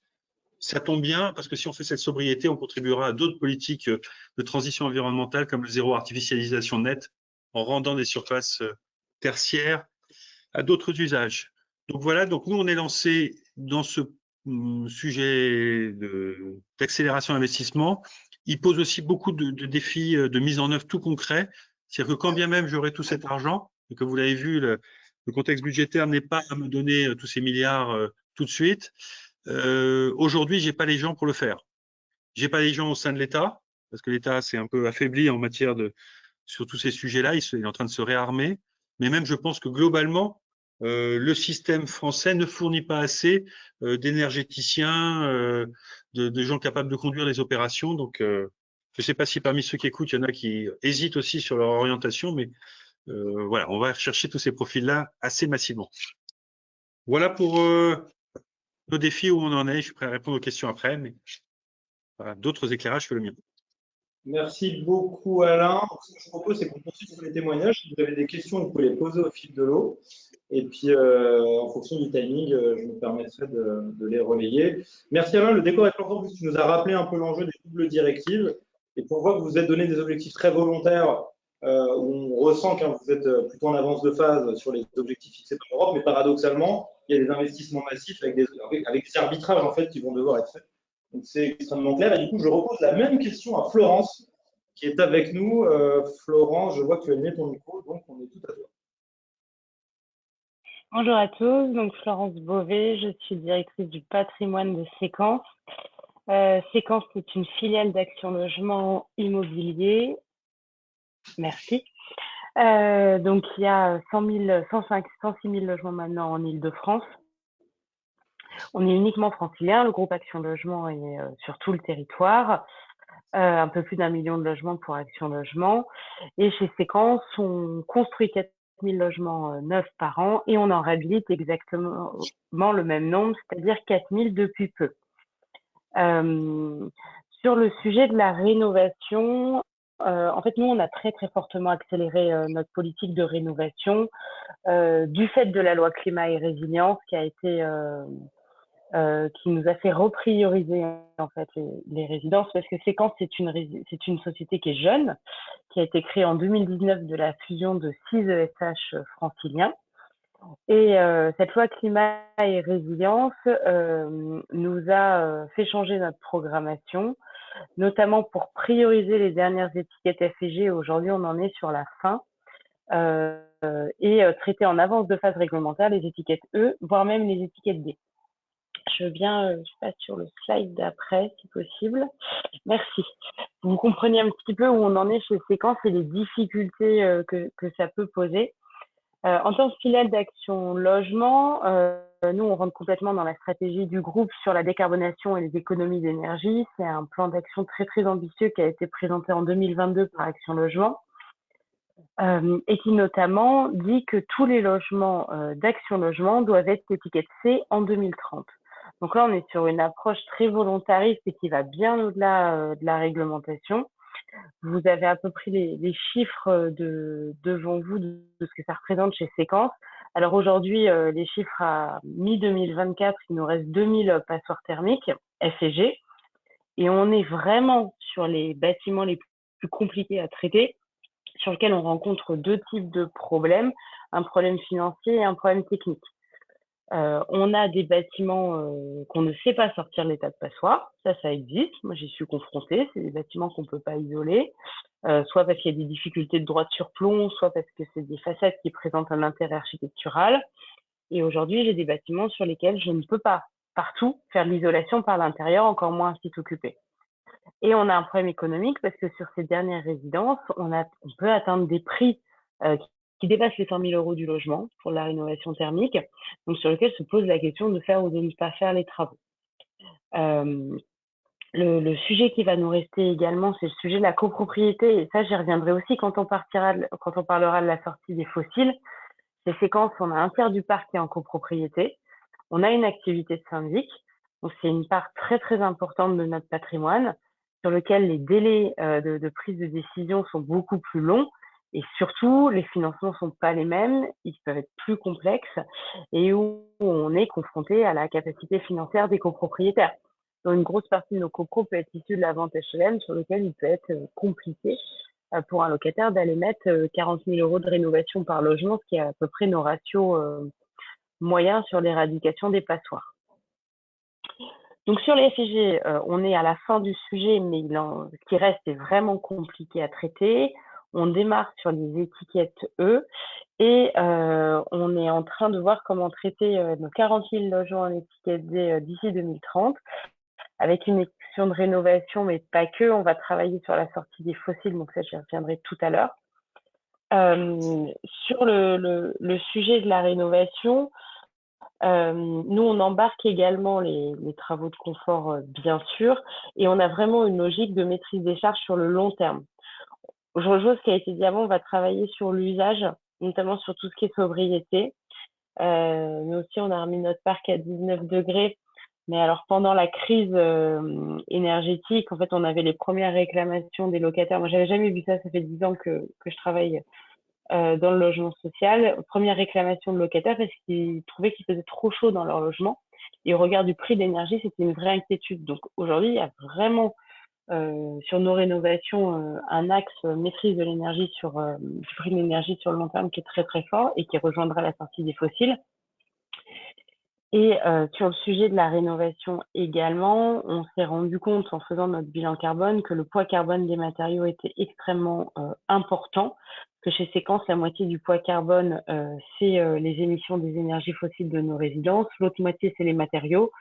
Donc, on développe une approche volontariste de généralisation des analyses de cycle de vie sur nos rénovations, qui va nous permettre, tout en maîtrisant nos coûts, quand on regarde les volumes qu'on a à traiter dans les années à venir, la maîtrise de nos coûts est extrêmement importante, de mieux maîtriser le poids carbone total de nos rénovations. Donc en synthèse, chez Séquence, très forte accélération depuis 2 ans de la rénovation et chez toutes les filiales d'Action Logement, de la même manière, en traitant les échéances réglementaires, mais pas que, parce qu'on va bien au-delà, en accélérant et vraiment des difficultés bien sûr de financement, mais aussi technique et sur la gouvernance des résidences en copropriété. Voilà, ça c'est complété par la sortie des énergies fossiles, mais ça je garde pour après. Merci beaucoup Florence. Donc pareil, grand merci à toi de nous partager un peu les ambitions. C'est vrai qu'on a sous les yeux le panel de passoires thermiques que vous avez et on se rend compte quand même que vous êtes déjà très bien avancé. Et puis j'ai noté que dans les quelques freins que tu avais, il y avait les copropriétés, il faut aussi embarquer tout le monde. Je crois qu'on aimerait tous avoir Séquence dans sa copropriété. Sympa aussi de nous parler des analyses de cycle de vie que vous êtes en train de généraliser, y compris sur le parc existant. On a un peu finalement l'idée d'une transposition de plus et moins de l'aérodrome sur le parc existant, donc c'est tout à fait inspirant. Merci pour ton témoignage. Et je propose, une fois n'est pas coutume, qu'on pose la même question, du coup, cette fois, à Dan Tran qui est avec nous. Dan. Bonjour à tous. Alors, pour camper le décor, quelques chiffres. Le parc immobilier de la Poste, c'est un gros parc tertiaire, alors infiniment moins important que celui d'Alain, mais quand même, on représente 6 millions de mètres carrés. Et le chiffre qui est particulièrement problématique pour nous, c'est le nombre de bâtiments. On a près de 10 000 bâtiments, donc on a non seulement une problématique de large échelle, mais on a surtout une problématique de capillarité et de diffusion de ces bâtiments avec beaucoup de petits bâtiments en réalité. Donc, ce qui nous amène, en fait, depuis de nombreuses années maintenant, quand on réfléchit sur les questions de rénovation énergétique, la première question qu'on a à traiter, c'est prioriser les choses. Où est-ce qu'on agit, où est-ce qu'on met les moyens et à contrario, où est-ce qu'on choisit de ne pas en mettre. Donc, c'est tout sauf une politique uniforme. La consommation d'énergie de notre parc était, il y a encore jusqu'à quelques années, autour de 900 gigawattheures par an. Le dernier chiffre que je vous ai donné à l'écran, là, date de l'année dernière, 750 gigawattheures par an, ce qui montre quand même l'ampleur de l'impact qu'on peut avoir grâce aux seules actions de sobriété, des plans de sobriété, et puis un certain nombre d'actions qui relèvent principalement de l'exploitation et du comportement que je vais vous montrer dans la slide suivante. Autre chiffre un peu marquant, c'est que nos émissions CO2 sont dues essentiellement au vecteur gaz.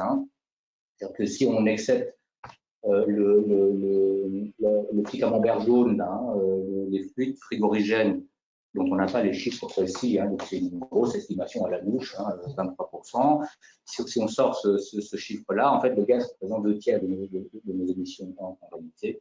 Donc c'est un gros sujet, et donc ça résonne par rapport à un des sujets dont on va discuter aujourd'hui, c'est l'idée de sortie du gaz de la directive en 2040. Donc voilà, on va vous expliquer un peu plus tard en fait nos réflexions dessus. Alors, depuis 10 ans, alors, je vous ai mis sur cette frise finalement ce qu'on fait depuis 10 ans et puis le chemin sur lequel on va s'engager d'ici 2030. Depuis 10 ans, on a fait bon an mal an, moins 20% sur tout le parc en consommation d'énergie. Et ça, c'est la somme un peu pondérée des résultats qu'on obtient sur les bâtiments où on agit et puis les bâtiments où on ne fait rien. Hein. Voilà.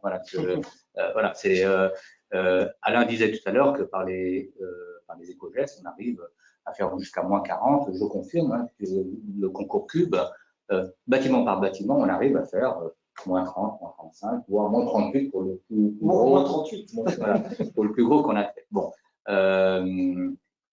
Donc, globalement, moins 20%. On a exploré effectivement depuis une dizaine d'années à peu près tous les leviers qui relèvent de l'exploitation des éco-gestes.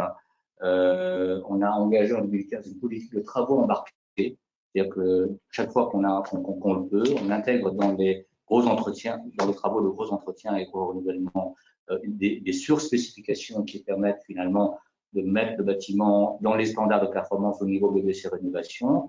On a mis en place un outil de management énergétique en 2019 qui s'appelle Sobre Énergie, donc voilà, qui est un concurrent très sérieux de Deep. Non, je plaisante.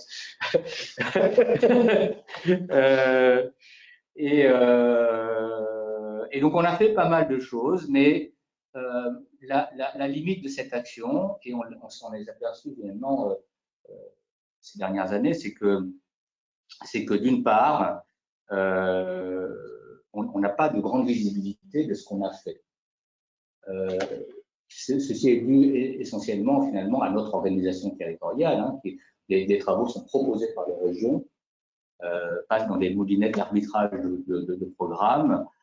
Chaque région a sa propre vision sur ce qu'il faut faire, hein, sur les solutions techniques, etc. Donc on n'a pas une vision forcément globale et forcément facilement à lire. Deuxième limite, c'est que les impacts énergie carbone de nos actions n'étaient pas mesurés ni pilotés. On se contente de constater à la fin de l'année qu'on a diminué. Mais j'avais une autre réflexion dans les années 2021, c'est de dire, bon, maintenant, si on veut aller jusqu'en 2030 et massifier nos efforts, il faut un vrai dispositif qui permet de piloter. Ce qui nous amène effectivement à une des premières idées un peu maîtresses du partenariat qu'on a mis en place avec EDF, hein, c'est l'idée de la planification des choses. Donc ça rejoint une des grosses idées centrales de la directive, hein, c'est il faut un plan. Il faut vraiment un plan. Si on veut faire les choses en masse et avec ces objectifs-là, vous ne pouvez pas simplement dire les petits gars, allez-y, à l'échelle de votre bâtiment, faites ce que vous pouvez. Il faut vraiment un plan. Ce plan, il a été étudié, il a été décliné, il a été techniquement soutenu par des listes d'opérations et effectivement, on sait dire effectivement une trajectoire prévisionnelle. Évidemment, tout ça va être soumis à des aléas, tout ça va être piloté d'ici 2030. Mais on sait notre trajectoire d'ici 2030 et ça, c'est une des grosses avancées permises par le partenariat avec EDF. Donc, première idée, planification. Deuxième idée avec ce partenariat, c'est standardiser les approches techniques. Clairement, ce qui va changer maintenant, c'est qu'on va unifier l'ingénierie. Avec, si possible, des solutions un peu standardisées qu'on va déployer avec une cohérence technique globale. Là aussi, autrement dit, c'est-à-dire qu'on prend le problème de la rénovation énergétique à une échelle industrielle. Ça permet d'aller chercher un certain nombre d'effets d'économie d'échelle, hein, qu'on n'avait pas jusque-là. Troisième idée dans ce partenariat, c'est d'aller optimiser les investissements, le rapport entre les euros investis et les bénéfices que vous pouvez avoir en efficacité énergétique et en CO2.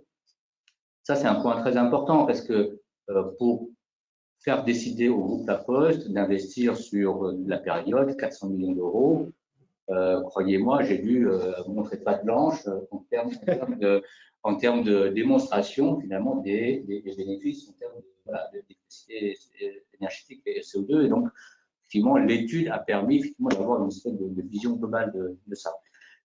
Et puis, dernier point très important, et je m'en arrêterai là, c'est que là aussi, je rebondis sur une considération soulignée par Alain. Cette massification de la rénovation énergétique, c'est pas simplement une histoire de technique et de moyens financiers, c'est aussi une question humaine. Hein. C'est quelle est la bonne organisation humaine que vous devez avoir. Et clairement, l'équation dans laquelle se trouve La Poste Immobilier, c'est qu'on a une filière technique dont l'équation démographique effectivement, ne permet pas de répondre effectivement à ce doublement du rythme de la rénovation. Et donc, la solution à ça, c'est organiser à travers ce partenariat une structure dédiée, hein, une co-entreprise qui va être chargée de la mise en œuvre de ce programme. Et donc, voilà, donc c'est une des innovations de ce partenariat. Hein, on résout à la fois la question de l'organisation du pilotage du projet et la question de l'organisation humaine qui va avec, qui va être absolument cruciale. Voilà, je reviendrai dans un deuxième temps sur le contenu du partenariat. Merci beaucoup. Du coup, le dénominateur commun de 3 interventions, vous avez tous les trois parlé de sobriété. Où au final, on se rend compte que la sobriété, c'est pas l'épaisseur du trait, c'est pas une variable d'ajustement. En plus, ça crée de l'engagement, et puis parfois, ça permet aussi de un peu mieux régler les fameux smart buildings dont on parlait tout à l'heure. Et puis, vous nous avez aussi tous les trois montré un plan qui est très ambitieux, avec évidemment des difficultés que vous avez soulignées. On vous en remercie, mais en tout cas, on sent que sans plan, c'est assez difficile. Et donc, tout de suite, on fait la transition sur la sortie des fossiles. La directive nous invite à faire un fameux plan à l'horizon 2040. Très preneur d'avoir un peu ta vision du sujet. Alors, c'est une vaste question. C'est une vaste question. La première réponse, c'est de dire que heureusement, on s'y est pris un peu en avance. Il y a deux ans déjà pour sortir du fioul. Alors, à l'époque, l'idée, c'était de dire qu'on va intégrer dans notre politique immobilière durable la considération carbone. Et donc, c'était une mesure un peu symbolique. C'était un totem pour nous, cette question des chaudières gaz. Et donc, on a pris une décision, alors qu'aucun texte n'imposait la suppression des chaudières à fioul dans le parc existant. On a quand même pris cette décision-là. Et donc, l'histoire, c'est quoi? C'est qu'en 2010, si on remonte en 2010, on avait à peu près 2800 sites concernés. Dans les années 2020, on n'avait plus que 630. Et ça, c'est le résultat en fioul. C'est le résultat de sites qu'on a vendus, etc., essentiellement. Et aujourd'hui, on en a plus que 250, essentiellement sur le parc locatif, là où on n'a pas d'action directe, on est obligé de négocier avec les bailleurs, mais sur le parc patrimonial, en tout cas, on a quand même éradiqué l'essentiel du sujet. Ça nous a coûté à peu près une vingtaine de millions d'euros. Et donc, c'est un investissement quand même qu'on a intégré dans les plans d'investissement propriétaire, gros entretien, et en anticipation de la réglementation. Donc, alors, ça nous a permis quand même de voir que même si on a pris cette orientation un peu sur le plan symbolique, c'est pas du tout évident à faire, parce que parfois on ne substitue, etc. Donc ça nous a permis également de travailler la question technique avec les gens sur le terrain, et ça a permis de voir effectivement que c'était complètement pas simple du tout. Alors maintenant, sur le gaz, c'est une question beaucoup moins simple, que, comme je vous disais, c'est 2/3 des émissions si on sort des frigorigènes. Première idée que je voudrais vous faire passer, c'est cette question de sortie du gaz. Elle est embarquée dans le plan global et dans le partenariat avec EDF, dont les objectifs, c'est à la fois diminuer de 20% les émissions, enfin la consommation d'énergie et moins 35% les émissions CO2. La petite délicatesse de l'affaire, et qu'il faut qu'on partage, c'est que ce plan, je l'ai justifié sur le plan économique sur les économies d'énergie et donc qui peuvent être chiffrées et dont l'ordre de grandeur était équivalent à l'investissement. En revanche, je n'avais pas monétisé les bénéfices en termes de carbone. Donc, une des questions qu'il faut qu'on garde en tête, c'est de dire que demain, si vous engagez dans des plans massifs de décarbonation, notamment sortie du gaz, et quand vous avez, par exemple, dans votre parc, comme c'est le cas pour nous, des chaudières quand même assez récentes, etc., que vous substituez par les pompes à chaleur, vous savez qu'en efficacité énergétique, vous n'allez pas gagner grand-chose, en réalité. Bon. Donc, il y a cette question de monétiser les gains carbone, sinon vous n'allez pas réussir à faire la démonstration que l'investissement trouve sa rentabilité quelque part. Bon. Alors, notre réflexion à ce stade, c'est la progressivité. Ça veut dire quoi? Ça veut dire qu'on engage dans nos plans de travaux, effectivement, des opérations dès maintenant, mais on n'est pas dans une réflexion un peu tout ou rien, voilà, et on est encore en train de fixer l'objectif qu'on va atteindre en 2030, hein, en lien avec une ambition effectivement de déposer une trajectoire SBTI à cette échéance. On a commencé un travail de typologie du parc en termes d'usage, en termes de consommation énergétique, en termes de vecteurs énergétiques pour pouvoir déterminer par type les bouquets de travaux concernés. Et là, c'est une autre idée importante que je veux passer ici, c'est qu'on envisage en fait les actions de décarbo, donc sortie du gaz, toujours un peu en cohérence avec les actions qu'on fait sur l'efficacité énergétique. Les deux sont liés et on ne va pas, par exemple, envisager un changement d'énergie sur un bâtiment qui consomme encore beaucoup d'énergie. On va travailler la sobriété en parallèle. Voilà. Et donc, tout le sujet, c'est de définir aujourd'hui, c'est un travail en cours avec le groupe EDF, c'est de déterminer un arbre de décision, une méthode qui nous permet de programmer avec finalement cohérence ces actions. Et à ce stade, on est assez agnostique sur le type de solution technique, que ce soit du RCU, la pompe à chaleur, avec ou pas un complément gaz, la biomasse, etc. Donc, ma conviction, c'est qu'on peut y arriver, on peut effondrer de manière substantielle les émissions de gaz, mais il ne faut pas être dans le tout ou rien. Hein, voilà. Attention au discours qui consiste à dire on doit passer à du zéro gaz. Parce que, voilà, même en décarbonant, vous pouvez mettre une pompe à chaleur en relève, une installation de gaz, dont vous avez diminué effectivement la puissance. Et vous arrivez effectivement à des solutions pertinentes par rapport à votre problématique. Voilà. Merci beaucoup, David. Donc, ce que je note, c'est en fait, le travail de parallèle les enjeux de sobriété avec la sortie des énergies fossiles. Il ne faut pas avoir de dogme ou d'idées préconçues parce que finalement, chaque typologie de bâtiment, chaque configuration va appeler. Donc, si on se verrouille sur une seule solution, on n'est pas à l'abri d'avoir des difficultés. Merci beaucoup. Et puis, j'ai noté, c'est possible, on peut y arriver.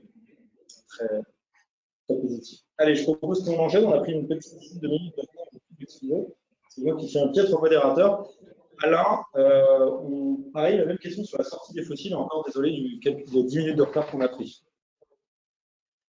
Oui, je vais aller rapidement en fait pour dire des choses assez convergentes. Nous aussi, on est sur un départ lancé sur les chaudières fuel, puisqu'il y avait une décision 2020, service public aussi éco-responsable, de sortir toutes les chaudières fuel du parc de l'État d'ici 2029. Alors, je suis vraiment un mauvais élève parce que la première année où on m'a donné de l'argent et on m'a donné cet objectif, ça a eu un effet, c'est que j'ai augmenté le nombre de parcs de chaudières fuel dans le parc de l'État. C'est juste un effet de système d'information. C'est-à-dire que mon système d'information est incomplet, il est déclaratif. Tout d'un coup, il y avait eu de l'argent pour enlever les chaudières fuel, donc il y a bien plein de gestionnaires de bâtiments qui ont signalé qu'ils avaient une chaudière fuel. Donc la première année, on a augmenté le nombre de parcs de chaudières fuel déclarés. Aujourd'hui, on est vraiment dans un départ lancé. On a déjà, on devrait avoir fait à aujourd'hui presque un tiers du chemin. Le reste ne nous pose pas de problème et on est exactement dans la même situation que Postimo sur le parc qui appartient à l'État, le parc domanial. On devrait s'en sortir même avant 2029, on espère 2027. Ce qui va être plus compliqué, c'est la partie locative. On a beaucoup de gendarmeries, par exemple, qui sont en locatif. Et là, c'est le dialogue avec le propriétaire pour avoir la bonne stratégie d'investissement. Donc, sur le fuel, plutôt confiant, et c'est ce qui permet de décarboner notre mix. Sur le gaz, j'ai exactement les mêmes interrogations, en fait, et c'est pour ça qu'on a lancé avec nos collègues de la DHUP un groupe de travail. Pour moi, l'interdiction pure et dure de la chaudière gaz pose quand même des problèmes techniques, notamment parce que si on passe en pompe à chaleur, on n'est pas sur un domaine de performance tel que ça couvre tous les cas. Et je vais illustrer ça sur une mauvaise polémique qui a eu lieu il n'y a pas si longtemps, où certains ont pu monter en épingle le fait que l'Élysée ait installé une toute nouvelle chaudière gaz à ce moment-là. En fait, pourquoi? C'est parce qu'ils avaient une démarche très vertueuse d'isolation et puis de géothermie, sauf que vu les besoins opérationnels et vu les besoins des bâtiments, ils savaient qu'ils avaient besoin pour la pointe d'un bout de chaudière gaz pour tenir les pics et certaines situations climatiques. Donc, c'est vraiment que de la pointe. On a besoin, nous, d'être capable d'avoir des solutions où du gaz très efficient peut être une solution. Donc, on a ce dialogue-là. Vous voyez, l'État a plusieurs formes et quand certains prônent l'interdiction complète, moi qui suis obligé de gérer mes 190 000 bâtiments, je lève le doigt pour dire m'interdisez pas ça tout de suite et laissez-moi avoir des approches focalisées sur les objectifs, dépendance de la dépendance au gaz, diminution de la dépendance au gaz et diminution des gaz à effet de serre. Ça, on fait.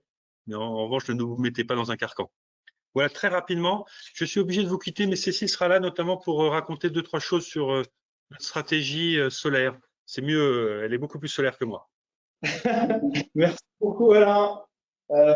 Merci. Et du coup, à nouveau, on relève ce message de il faut passer à l'action. Sur le fuel, on sent que quelque part, il y a un horizon qui commence à être à peu près maîtrisé.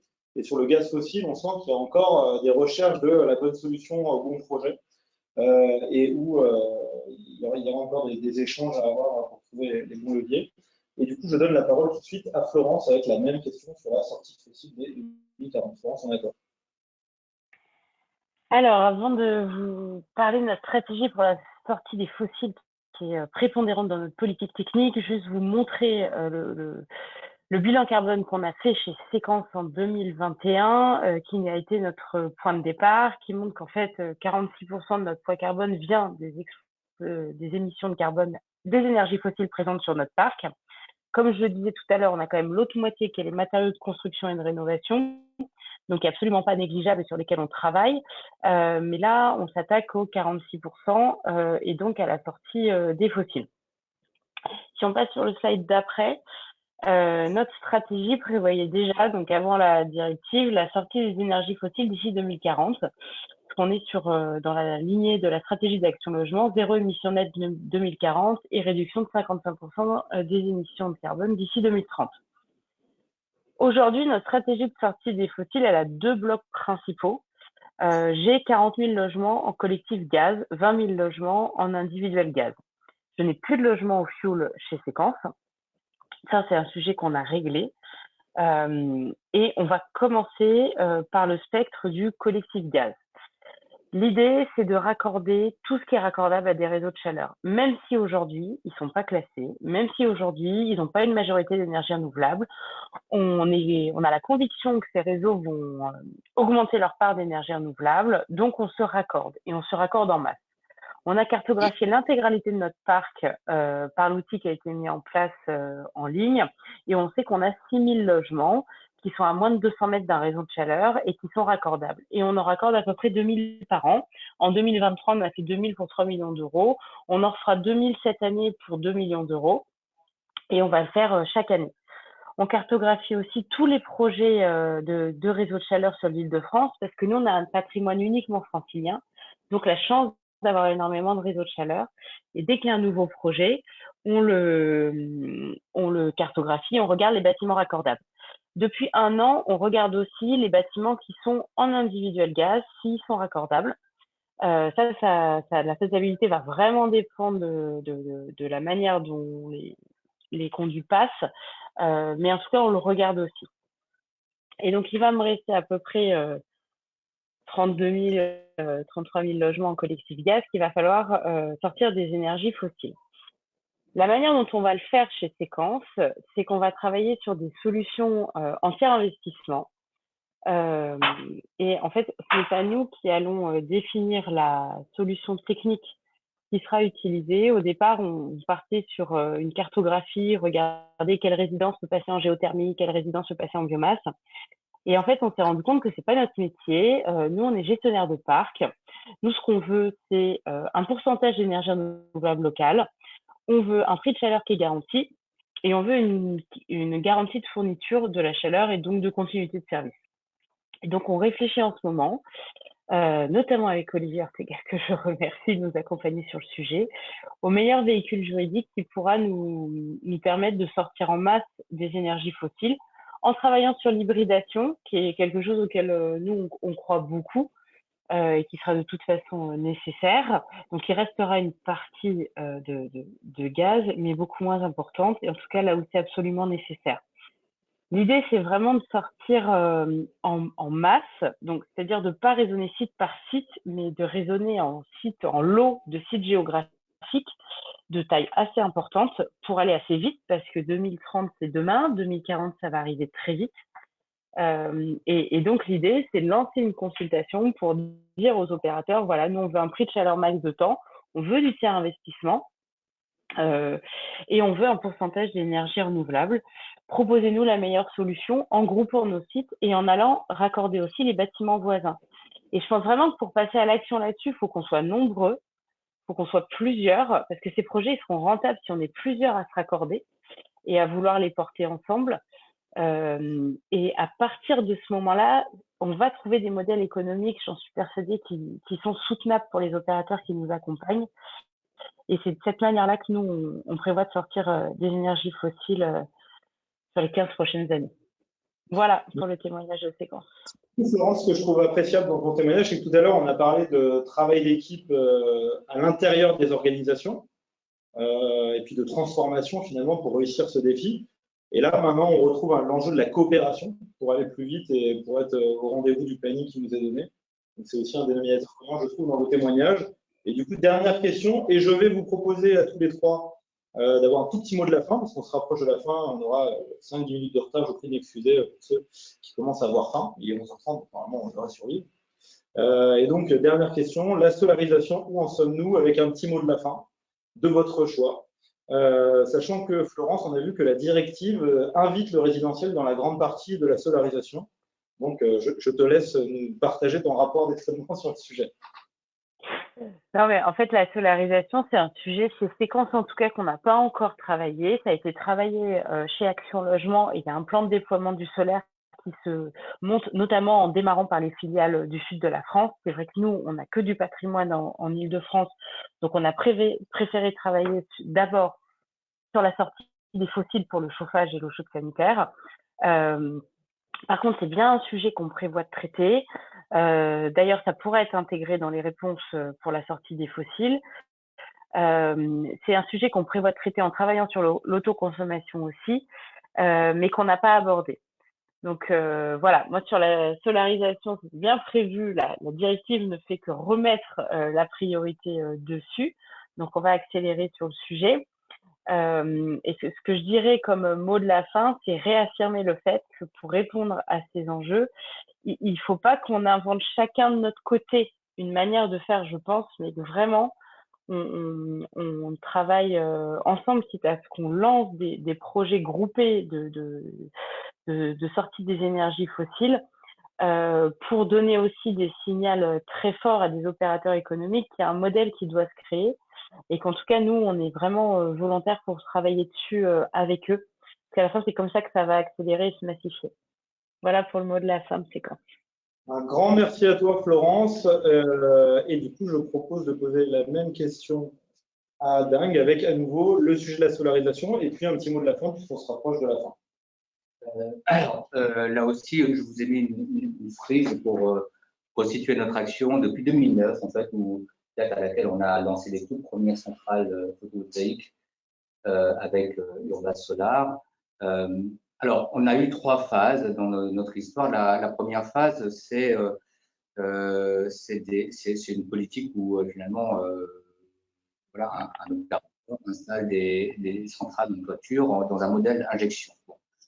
J'ai voulu donner le signal à l'époque, mais c'était avec le recul une politique sans, comment dire, un peu hors sol. Et l'inconvénient principal était que je n'ai pas généré des bénéfices pour les occupants. Donc, la première question qu'on doit se poser finalement quand on fait du photovoltaïque, c'est pour qui on le fait. On peut le faire pour contribuer à la production renouvelable du pays, mais ce sera quand même vachement mieux si on le fait également pour le bénéfice des occupants et si ça contribue dans une réflexion d'efficacité énergétique globale. Donc, là aussi, un appel aux législateurs hein, dans la manière de retranscrire ces obligations-là. Je pense que peut-être aller plus loin qu'une obligation en termes de mètres carrés, etc. La question du pour qui et pourquoi, quel usage on peut, je pense que c'est une question importante. Néanmoins, cette première période, 46 centrales, hein, nous a permis d'apprendre, monter en compétences et du coup, quand on a pris l'inflexion dans les années 2020 de faire l'autoconsommation, on a pu générer effectivement pas mal de projets avec une grande adhésion des branches, des utilisateurs. Donc, on en a fait 8, hein, voilà. Et aujourd'hui, on est sur le point de massifier effectivement cet effort. Donc, 15 projets vont être lancés cette année et on est sur un plan de 250 projets sur 4 ans avec le groupe EDF. Donc, voilà, on est à un moment où finalement il y a un alignement assez formidable des variables techniques, économiques, et chez nous, en tout cas, un grand désir, en tout cas, des occupants pour le faire. Donc, il ne faut pas trop hésiter, allez-y, hein, allez-y, c'est mon mot de la fin. Ben, c'est excellent, merci pour ce mot positif et galvanisant, parce qu'on voit finalement, il y a un côté un peu test and learn dans la démarche que tu viens de nous raconter. Et au fur et à mesure qu'on construit sur le terrain, on embarque les gens et puis ça donne des idées du fameux plan que tu as co-construit finalement main dans la main avec tes équipes. Donc, c'est à la fois positif et en même temps extrêmement concret sur la manière de s'y prendre pour co-construire ce fameux plan. Et je laisse à présent la parole à Cécile Thévenin qui est avec nous. Même question, les enjeux de solarisation et puis un petit mot de la fin. Cécile, je ne sais pas si tu as pu allumer ta caméra, mais tu peux peut-être te présenter en 2 mots et je te laisse là. Bonjour à tous. Donc sur la solarisation, c'est également un sujet embarqué depuis quelques années par l'immobilier de l'État. Donc on a notamment Agile, qui est l'agence de gestion immobilière de l'État, qui est le bras armé de la DIE sur tout un tas de sujets, mais aussi et surtout sur la partie photovoltaïque. Donc il déploie le plan solaire. Le plan solaire, parce qu'aujourd'hui on se voit pour la partie bâtiment, mais l'immobilier de l'État, comme son nom ne l'indique pas, c'est aussi du foncier. Et on a donc aussi des centrales photovoltaïques au sol. Je prends un exemple dans les délaissés autoroutiers. C'est pas ce qui nous intéresse aujourd'hui, mais donc faut le savoir aussi. Donc on a déployé aujourd'hui environ 10 000 mètres carrés de toiture photovoltaïque pour 2,2 gigawattheures par an. Je vous laisse lire. On est en train de terminer un groupe de travail pour mettre en place une boîte à outils pour tous nos porteurs de projets côté État pour faciliter la vie, pour mettre en place donc, des panneaux photovoltaïques, sachant que vous le savez bien tous qu'il y a des freins techniques, mais aussi des freins administratifs. Je voulais citer, puisque Agile a mis en service il y a moins d'un mois deux sites, l'école de gendarmerie de Tulle avec une puissance installée de 179 kW/crête, pour une production de 190 MWh. Donc là, on est en autoconsommation. Mais chose qui me semble intéressante vis-à-vis notamment de ce qu'a dit Madame Deveau, c'est le centre des finances publiques de Dieppe, où on est en autoconsommation, mais collective, c'est-à-dire qu'on partage la production avec 5 autres bâtiments de l'État. Je rejoins ce qui a été dit tout à l'heure, c'est que tous ces enjeux de transition et donc de mise en œuvre, c'est vraiment de manière collective qu'on y arrivera, puisque sur le RCU, il faut faire des grappes, on a tous les mêmes besoins. Sur le photovoltaïque, si on a de la production, il faut la mettre en commun. Donc, il faut dépasser non seulement la maille du bâtiment, mais même la maille de nos organisations pour réussir à mettre en commun. Voilà, ce sera mon mot de la fin. Un grand merci pour la fin. Et donc, je vais tenter une conclusion. Et je vois qu'il y en a une cinquantaine d'entre vous qui sont déjà en train de faire la queue au restaurant. Donc, juste en 2 mots, déjà, je salue et je remercie chaleureusement l'ensemble de nos témoins. Ça a été assez dense. Donc, du coup, je remercie aussi les gens qui nous ont écoutés. J'espère que ça a répondu à des questions, même si on n'a pas réussi à répondre à toutes celles qui défilaient dans le chat. Je m'en excuse. Moi, ce que je retiens, parce que l'objectif d'aujourd'hui, c'était de prendre du recul sur les obligations de la directive et finalement sur ses incidences opérationnelles, parce que tout ça, ce ne sont que des textes. Donc, la question qui nous a intéressé, c'est que font les acteurs de marché? Et moi, ce que j'ai pu noter ce matin, c'est déjà on a eu l'occasion d'écouter des témoins qui sont très ambitieux, qui ont fait preuve de beaucoup de transparence, d'humilité, parce qu'ils nous ont un peu partagé à livre ouvert à la fois des ambitions qui font rêver, puis en même temps des difficultés réelles. Voilà, on a entendu parler des enjeux d'engager les collaborateurs, de s'armer, parce que est-ce qu'on a suffisamment de monde dans les couloirs pour faire tout ça? Et puis on a aussi entendu des enjeux de financement. Ça coûte très cher. Avec le paradoxe il y a quand même plein de choses à faire. Donc pourquoi est-ce qu'on ne se mettrait pas tout de suite à tester sur le terrain? Et on a vu tout à l'heure notamment certains qui ont témoigné en disant au fur et à mesure que je teste sur le terrain, ça vient m'aider à faire un plan. Ça, c'est le deuxième point, c'est qu'on a besoin d'un plan. Ça a été dit et la directive nous invite à faire ce plan. Donc, de toute façon, sans plan, on a du mal à y voir clair et ce plan, il peut se nourrir des expérimentations qu'on fait sur le terrain. Puis je terminerai par l'enjeu de la coopération qui a été dit par Cécile en conclusion, qui a été dit aussi par Florence et Dingue et par Alain. En fait, on n'y arrivera pas seul et il faut qu'on évite de tomber dans le syndrome de la poule et l'œuf. C'est-à-dire que tant qu'il n'y aura pas l'offre, il n'y aura pas la demande. Tant qu'il n'y aura pas la demande, il n'y aura pas l'offre. Finalement, on se regarde tous en se disant c'est très dur, on n'y arrivera jamais. Et aujourd'hui, c'est pas ce qu'on a entendu. En fait, on a entendu des coopérations, des partenariats, des coalitions qui se mettent en ordre de bataille avec un premier point qui est une volonté, manifester une ambition. Donc voilà, l'objectif d'aujourd'hui, c'était d'essayer de faire un pas de côté, de ne pas avoir de dogme. Donc j'espère que vous aurez apprécié le pragmatisme des témoignages, qui était vraiment du concret, du vécu. Puis j'espère que vous y voyez un peu plus clair. La prochaine étape, vous l'avez à l'esprit, ce sera la démarche de transposition. Il y aura évidemment, c'est très probable, des concertations, puisqu'on a pu toucher du doigt des enjeux sociétaux, notamment sur la sortie des fossiles. Donc voilà, j'espère que chacun ressort avec de l'énergie positive, une meilleure compréhension des enjeux. Et merci à tout le monde. Je propose qu'on s'arrête là. Merci, à très bientôt.